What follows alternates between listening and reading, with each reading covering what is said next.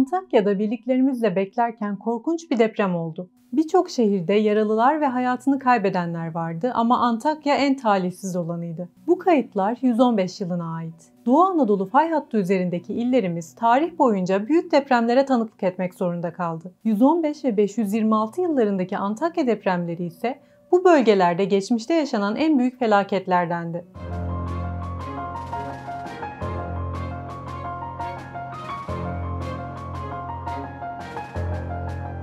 Bundan 1900 yıl önce Antakya toprakları Roma İmparatorluğu'nun egemenliği altındaydı. İmparator Trajan'ın halefi Hadrian, 114 yılının Ocak ayından itibaren hükümdarın temsilcisi olarak Suriye'de görev yapıyordu ve işlerini yürütebilmek için askerleriyle birlikte Antakya'da kalıyordu. Antakya M.Ö. 50'li yıllardan itibaren Roma-Part savaşlarında karargah olarak kullanılıyordu. Bu yüzden şehirde devamlı yaşayan halkın yanı sıra çok sayıda asker de vardı. Takvimler 13 Aralık 115'i gösterdiğinde ise imparatorluğun en büyük felaketlerinden biri bu şehirde yaşandı. İnsanlar sabah saatlerinde korkunç bir uğultu ve sarsıntıyla gözlerini açtılar. 7.5 büyüklüğünde bir deprem oluyordu.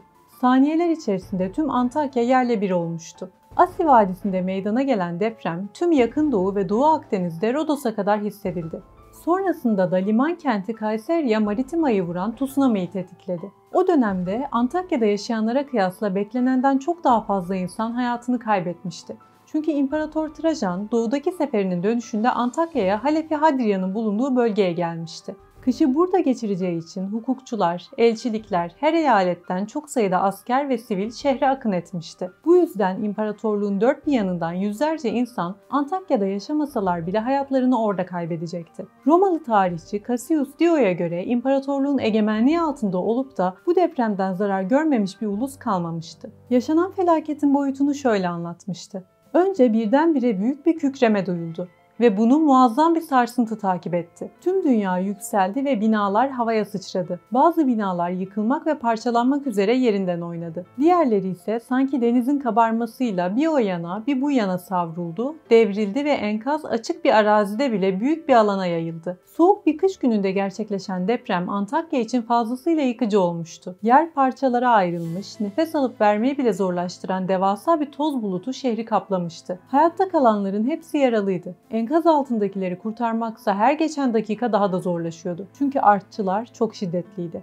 Her artçı yeni bir yıkım ekliyordu. Yolların parçalanması ve kış şartları insanların şehirde mahsur kalmalarına neden oldu. Bu da yağmacıların işini kolaylaştırdı. Askerlerin çoğu iç kanamadan ve baş yaralanmalarından hayatını kaybetti. Kalan sivil ve askerlerin çoğuysa soğuğa ve açlığa daha fazla dayanamadı. Cassius Dio bu yıkımın içinde tanık oldukları mucizeleri de eserinde anlatmıştı. Bu korkunç manzaradan sağ çıkmış bir anne ve bebeğini gördük.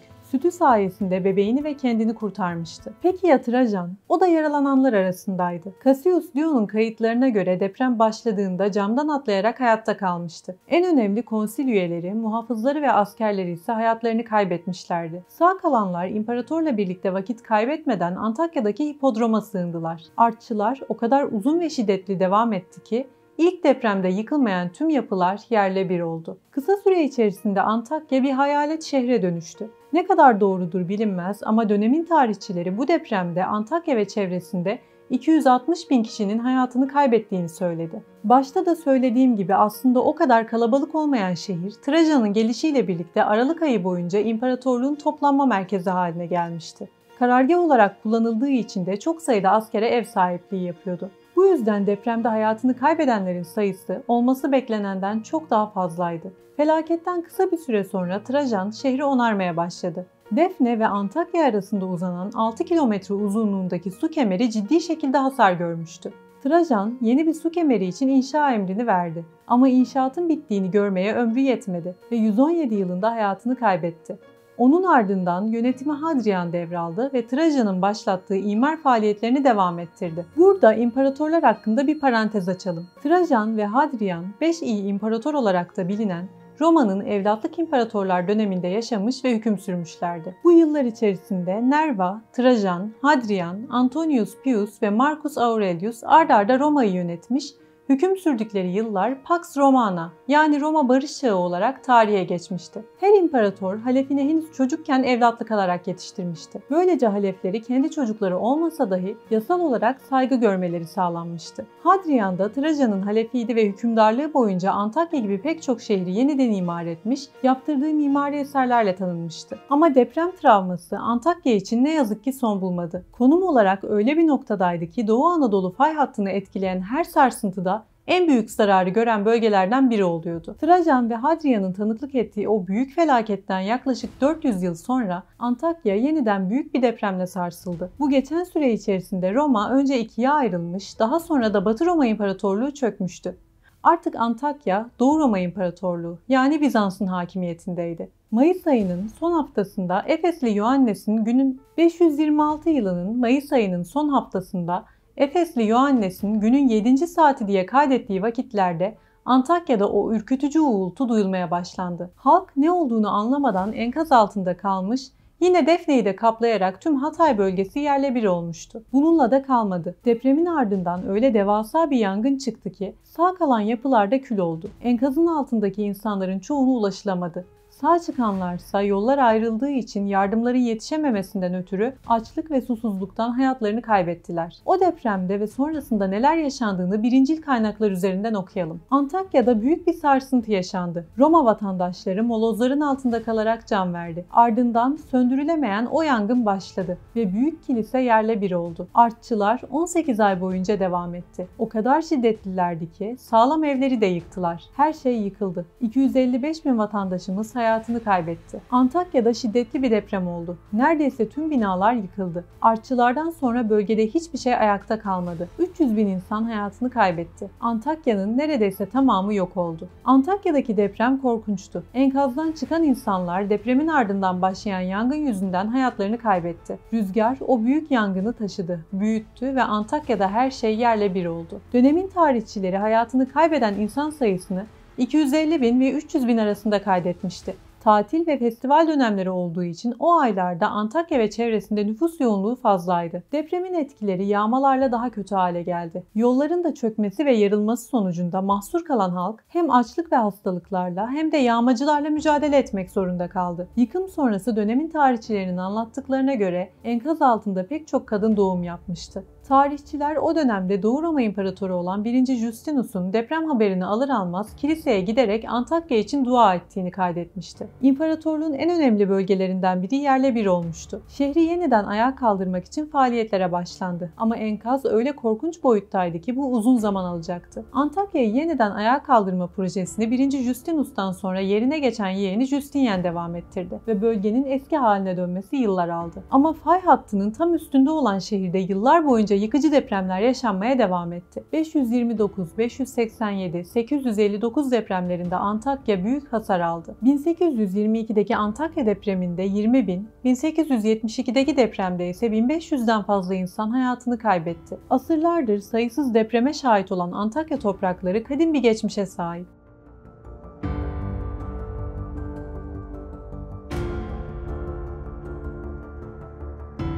Gerek 6. bin yıl gerekse 5. bin yıl konusunda elimizdeki veriler oldukça yeterli diyebilirim. Özellikle Telkurdu Höyük'te, bu da ovanın ortasında yer alıyor. Bu höyükte yapılan çalışmalar buranın yaklaşık 15 hektar yani 150 dönüm büyüklükte olduğunu gösteriyor bize. Ve bu da bu dönem için oldukça büyük bir ebat. Bu ebatta olması önemli bir merkez olduğunu gösteriyor olabilir.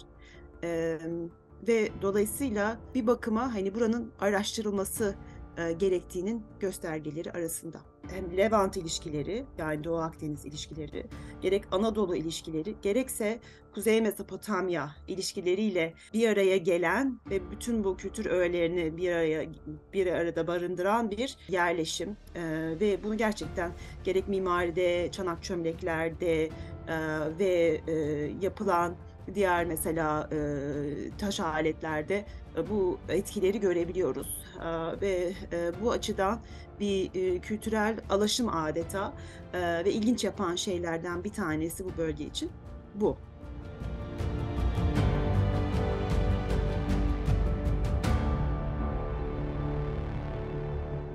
Büyük İskender'in M.Ö. 323'teki ölümünden sonra imparatorluğu büyük bir kargaşanın içine düştü. Bir halefi yoktu. Bu yüzden Diadochi Savaşları olarak bilinen taht kavgası başladı. Generallerinden biri olan Perdikkas, yeni bir liderin atanmasına dair herhangi bir kararı ertelemekte ısrarcıydı. Diğer bir general Ptolemy ise imparatorluğun derhal bölünmesini istedi. Çünkü gözü Mısır'daydı. Çekişmeler içinden çıkılmaz bir hal aldı ve neredeyse 30 yıl sürecek olan Diadochi Savaşları başladı. İskender'in en başarılı generallerinden biri olan Seleukos da başlangıçta Perdikkas'a sadık olmasına rağmen kararını değiştirdi ve Ptolemy'nin yanında yer aldı. Perdikkas'ın yenilgisi ve ölümünden sonra Seleukos, Suriye'nin doğusundaki bir bölge olan Babil'i çevreleyen topraklarla sadakatinden dolayı ödüllendirildi. Suda Ansiklopedisi'ne göre bugün Antakya'nın bulunduğu bölgeyi imar edip oğlu Antiochos'un adını verdi. Peki imar etmek için şehri nasıl seçmişti? Yine Suda'da anlatılana göre Seleukos oğlunun adını vereceği yeri bazı ritüellere göre seçti. Zeus'un kuşu olduğuna inanılan kartala bir parça adak eti verildi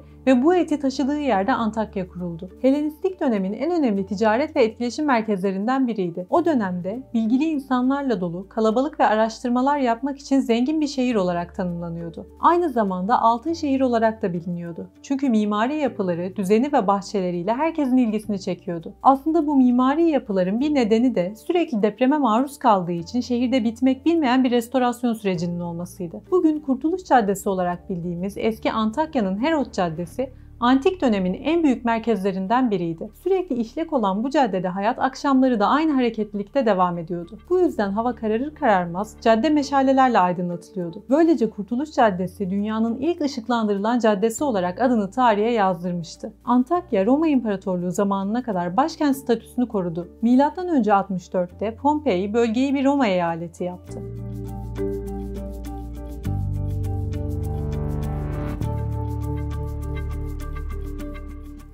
64 yılında, M.Ö. 64 yılından başlayarak Antiochia merkez olma konumunu yeni bir devletin, merkezi devletin kontrolü altında, Roma devletinin kontrolü altında devam ettirdi, sürdürdü.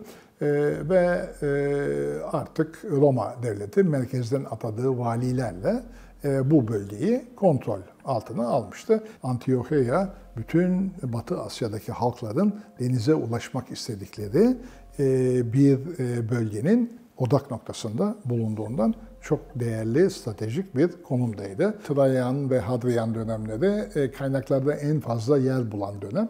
Ancak Trajan döneminde özellikle Antiochia'dan çok yoğun olarak bahsedilmesinin sebebi imparatorun bizzat Antiochia'ya gelerek Part seferini şahsen yönetmek istemesi. Bunda Trajan'ın bazı tarihçilerin yorumuna göre, o dönemin, Roma döneminin tarihçilerin yorumuna göre İskender'e öykünmesi, İskender gibi bir doğu seferi yapmak, yani Partlara karşı bir doğu seferi yaparak İskender'in ulaştığı ünün de ötesine geçme isteği, arzusu vardı. O yüzden Trajan bizzat deniz yoluyla Seleuke'ye, oradan da Antiochia'ya geldi ve orada karargahını kurdu. Yani Trajan'la Hadrian döneminde kaynaklardan çok fazla bahsedilmesinin sebebi her iki imparatorun da büyük ölçüde doğuda bulundukları zamanın çoğunu Antiochia'da geçirmeleri, hatta eşlerini, aile fertlerini yanlarında götürmeleri oldu. Nitekim 115 yılında 13 Aralık günü meydana gelen depremde de Trajan'ın camdan atlayarak hayatını kurtardığı depremde ailesi de yanındaydı. Onlar da kıl payı kurtuldular. Hadrian da oradaydı. Yani kaynakların bu depremi olsun, diğer olayları olsun ayrıntılı bir şekilde anlatmalarının sebebi Trajan'ın ve Hadrian'ın orada şahsen bulunmaları.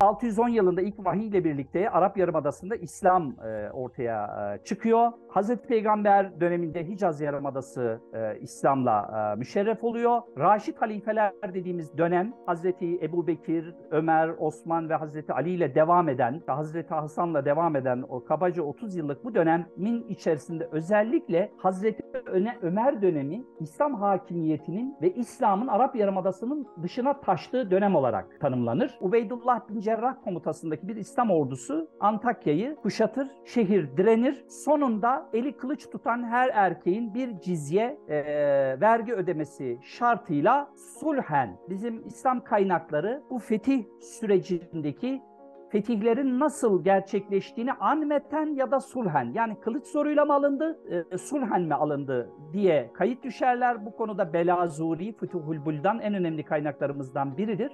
Dolayısıyla buradaki kayıtlardan 638 yılından itibaren Antakya'nın İslam hakimiyetine girdiği ve bu hakimiyetin kesintisiz 330 yıl sürdüğü, 969 yılındaki Bizans hakimiyetine kadar Müslümanların elinde kaldığını gösteriyor. Müslümanlar özellikle Emeviler döneminde bir Suur-u Şamiye ve Suur-u Cezire adını verdiğimiz Bizans'la İslam hakimiyetindeki topraklar kabaca bir uç, Serhat bölgesi, idari bölge oluşturulacak. Bu bölgenin ilk aşamasında Antakya ilk rolü, ama İslam egemenliği Çukurova, Kilikya bölgesine kadar yayılınca o hat Tarsus'tan Maraş'a kadar Suur-u Şamiye adını alacak. Adana, Misis, Anazarba kaleler de bu hattın önemli ordugah şehirleri fonksiyonu icra edecek. Maraş'tan Malatya'ya kadar olan hatta da Suur-u Cezire adı verilecek.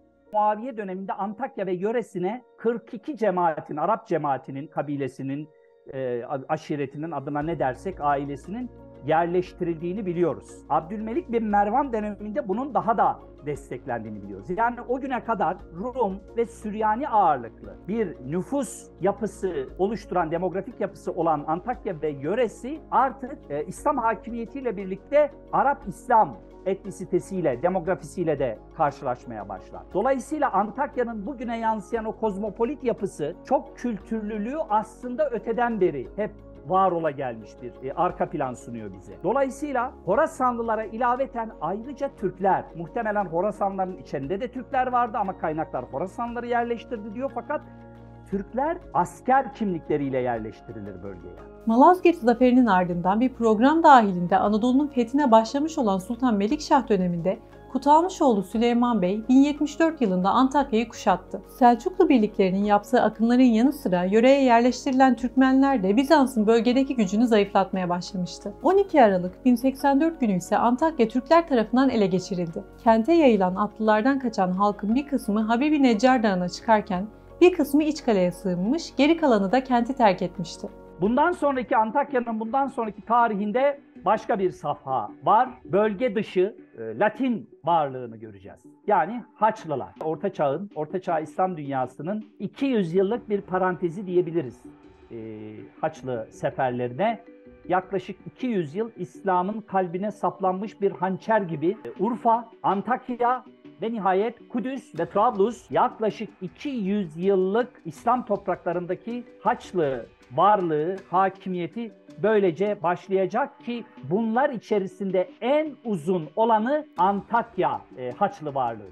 Yaklaşık 170 yıl Antakya Haçlı Prensliği, Kudüs Krallığı'na bağlı bir prenslik olarak Norman kökenli Bohemon'un kurduğu bir prenslik olarak varlığını devam ettirecek. Antakya'da bir Haçlı varlığını görecek. Buna kim son verecek? Buna Haçlılarla mücadele, tabi İslam dünyası ilk etapta bir şok halinde savunmada, daha sonra taarruza geçecek. Taarruzun birinci aşaması Zengi hanedanıdır. Musul ve Halep Zengileri İmadeddin Zengi'yi 1144 yılında Urfa'ya alarak ilk hamleyi yapacak. Bunu Selahaddin'in Kudüs'ü fethi takip edecek. O Zengilerin Haçlılarla cihat bayrağını, tabiri caizse Zengiler Selahaddin'e devredecekler, Eyyubilere. Eyyubiler de bu sancağı Memlüklere, Baybars'a teslim edecekler. Baybars 170 yıllık sadece ki Antakya'da Haçlı varlığına değil, bütün İslam topraklarındaki Haçlı varlığına son verecek ve 1096 yılında başlayan ve yaklaşık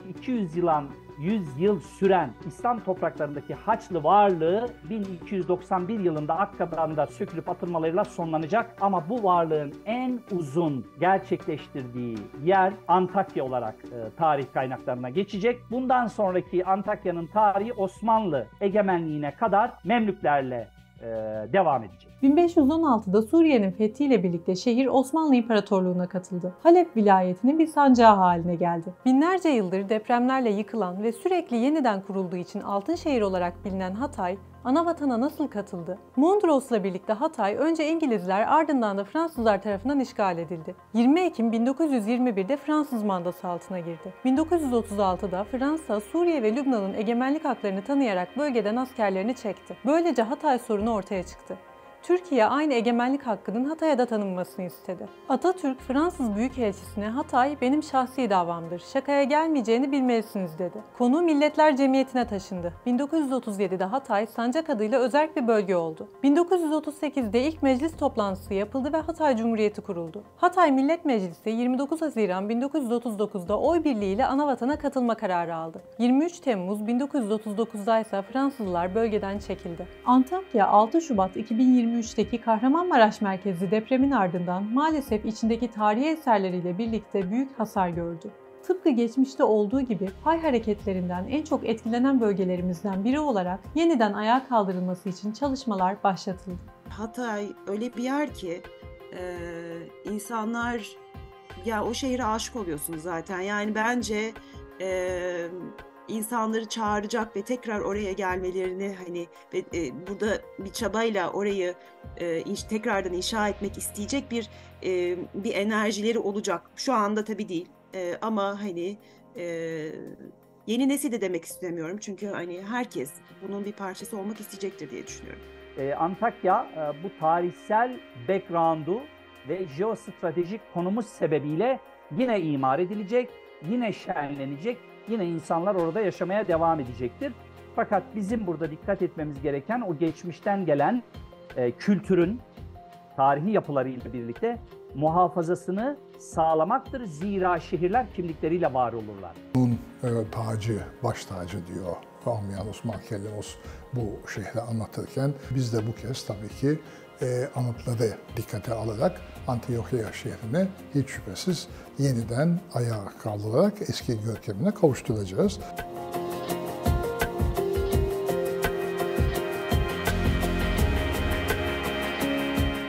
Bu kayıtlar 115 yılına ait. Doğu Anadolu fay hattı üzerindeki illerimiz tarih boyunca büyük depremlere tanıklık etmek zorunda kaldı. 115 ve